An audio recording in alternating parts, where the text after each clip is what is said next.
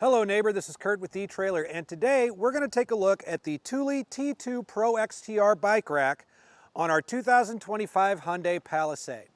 Now, if you've got experience because you've purchased this bike rack before and you've got some stories to share, go ahead and leave those in the comments below. We'd love to let our other neighbors see those so they can make the best decision for themselves. Now, if you've been on the hunt for a platform bike rack, a premium platform bike rack, for your Hyundai Palisade, the Thule T2 Pro XTR is an excellent choice. There's a lot of added features to it. It's kind of a basic wheel mount here where you got your tower and your hook for the wheel. So it is going to be safe. No frame mounting if you have a custom paint job or a carbon fiber frame. It also has a ratcheting wheel strap back here in the back that you can tighten down and keep your bike secure. Another really nice feature about it is that there are integrated cable locks in each tower, and those can be key to like here and here. They're going to be key to like out of the box. However, the way that Thule works is that you can also get them key to like to any of your other Thule accessories. Now, this bike rack is going to offer you 60-pound capacity per tray, so it will handle some of those heavier e-bikes out there. But in regards to how it fits on our Palisade, as you can see right here, there is plenty of room between the bike and the back of the vehicle. Even on a rough terrain, you're really in no danger of anything making contact back here at all. It is important to note, however, that this bike tray does have them sitting up pretty high, so you're going to lose some visibility out of your rear window. And like with any platform bike rack, it is going to be partially obscuring your license plate, your taillights, and your rear view camera. So it is important to know what kind of footprint this is leaving behind your vehicle. So with that in mind, from the bumper here to the furthest part of the rack, we've got 37 inches. So you have just over 3 feet to account for back here whenever you're backing into a tight space or trying to parallel park. The other important thing to note is what kind of ground clearance you're going to have. So from this little bump stop that we've got right here, which is the lowest part, we're looking at a ground clearance of 20.5 inches. That is plenty, in my opinion, if you come upon any steep inclines or driveways. It's not something I'd be terribly concerned about. However, it's always a good idea to know what that clearance is.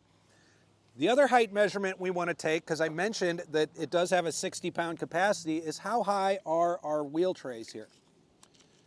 You want to be comfortable lifting your bike about 25 inches to get on the tray closest to the vehicle, or 27 inches on the one furthest away. So the question we get most often about platform bike racks in this instance is, will you get liftgate access? And with the case of this bike rack, you will. So Thule has the handle located in a really good position right here in the front. There's a little trigger mechanism here that we're just going to pull back on. We are going to hold the bike and brace it so it doesn't fall into us. And pull that back, we'll hear that click, and we'll lower the bike away from our lift gate.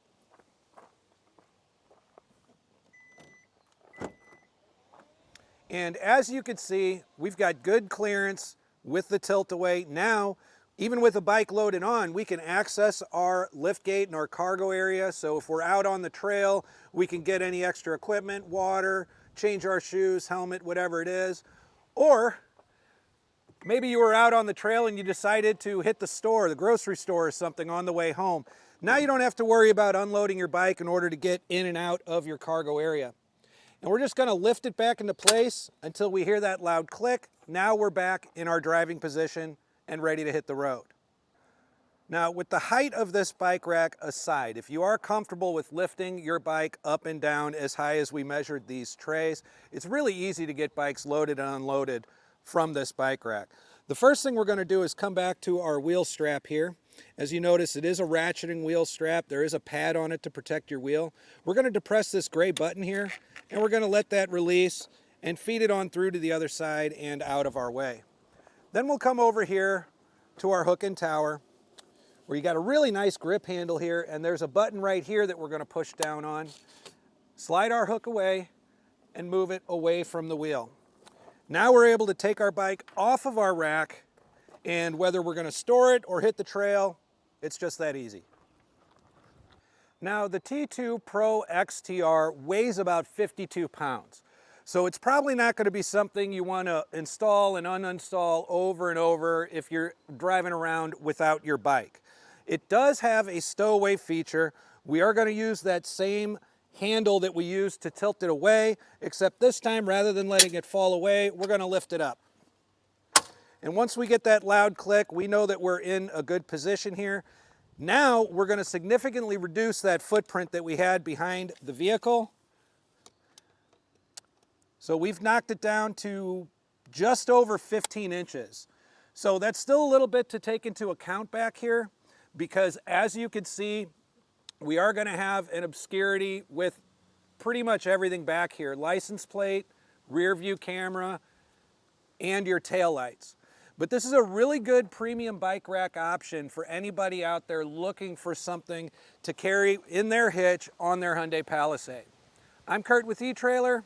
Thanks for stopping by.